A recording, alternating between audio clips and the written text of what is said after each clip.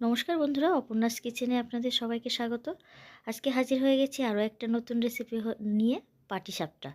অনেকে এটাকে পাটি জড়া বলে, অনেকে পাটিসাপটাও বলে। যার যার অঞ্চলের ভাষা আলাদা আলাদা থাকে, যার কারণে এটার কোনো নাম হয়তো দেওয়া সম্ভব না, তবে সবাই বেশিরভাগ লোকই পাটি জড়া বলে বা পাটিসাপটা বলে। তো প্রথমে এর জন্য লাগবে আমাদের চালের গুঁড়ো। যে যেমন পরিমাণ মতো চালের গুঁড়ো নিতে পারে। আমি 4 কাপ চালের গুঁড়ো নিয়েছিলাম, 4 থেকে 5 কাপ মতন, আর তার সঙ্গে হাফ কাপ সুজি, আর হাফ কাপের একটু কম পরিমাণ গুঁড়ো দুধ। এই গুঁড়ো দুধের বদলে লিকুইড দুধও আপনারা ব্যবহার করতে পারেন। আর এখানে দিয়ে দিচ্ছি ময়দা, বড় চামচে 2 চামচ মতন।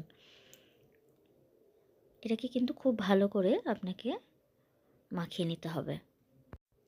যেমন গুঁড়ো দুধের বদলে লিকুইডও দিতে পারেন, তেমন সুজিটা আমি এখানে ডিরেক্টলি দিয়েছি। এটা আপনারা আগে থেকে ভিজিয়ে রেখেও দিতে পারেন, তাতেও কোনো সমস্যা নেই।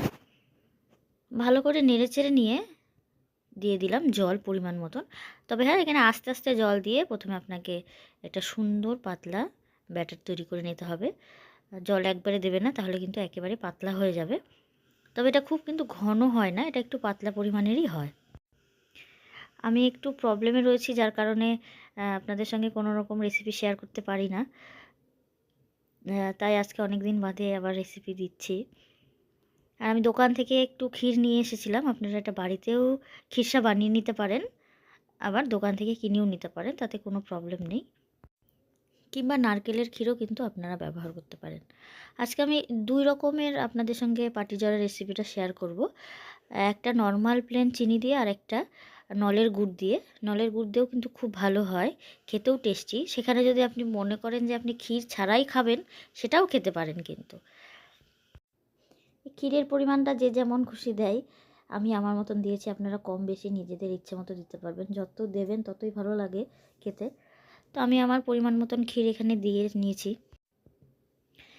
একেবারে ইজি এবং খুব কম সময় লাগে, আর খেতেও অসাধারণ। বাচ্চারাও এটা খেতে খুব ভালোবাসে, বড়রাও খেতে খুব কিন্তু ভালোবাসে।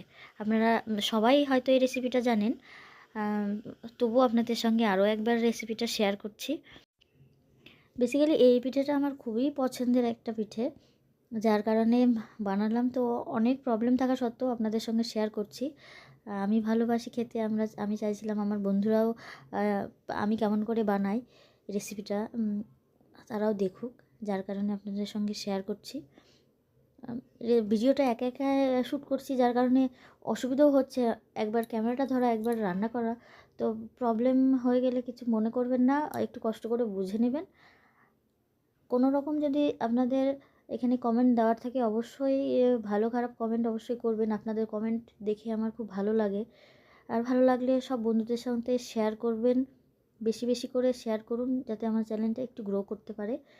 আর যদি নতুন বন্ধু হয়ে থাকেন, তবে অবশ্যই আমার চ্যানেলটাকে সাবস্ক্রাইব করুন, আর বেল বাটনটা অবশ্যই দাবিয়ে রাখবেন, যাতে প্রথম নোটিফিকেশানটা আপনার কাছেই যায়।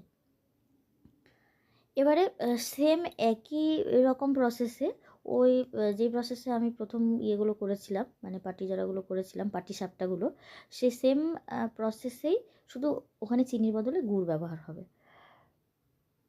গুড় দিয়ে সেমভাবে আপনারা একই রকমভাবে পাটিসাপটাটা তৈরি করে নিতে পারবেন। তবে এখানে চিনি বা গুড়ের পরিমাণটা আপনাদের সঙ্গে আমি শেয়ার করছি না, কারণ মিষ্টিটা যে যেমন যার স্বাদ অনুসারে ব্যবহার করে, স্বাদ অনুসারেই খায়। কারণ এখন সবারই, প্রত্যেকটা মানুষেরই অনেক রকম প্রবলেম থেকে যায়। কেউ চিনির পরিমাণটা অনেক পরিমাণ কম খায়, বেশিরভাগ লোকই। তো সেই জন্যই আমি এখানে পরিমাণটা বলছি না। আপনারা আপনাদের পছন্দ মতো টেস্ট করে অবশ্যই চিনি ব্যবহার করবেন বা গুড় ব্যবহার করবেন। এইটা একটু প্রবলেম হচ্ছে, কারণ আমি তাড়াহুড়োর করার জন্য আমি একটু তেল দিতে ভুলে গেছি, যার কারণে একটু আটকে আটকে যাচ্ছে। তো প্রত্যেকবার পাটিসাপটা করার সময় তেল অবশ্যই একটু হলেও ব্যবহার করবেন, যাতে আটকে না যায়। সেম প্রসেসে আমার পাটিসাপটা রেডি হয়ে গেছে, পাটিসাপটা যেটাই বলি আর কি। দেখতে পাচ্ছেন কালারটা কতটা ডিফারেন্স, কারণ ওটা গুড় ব্যবহার হয়েছে আর এটা চিনি নর্মালি। সবাইকে অনেক অনেক ধন্যবাদ রেসিপিটা দেখার জন্য। নমস্কার।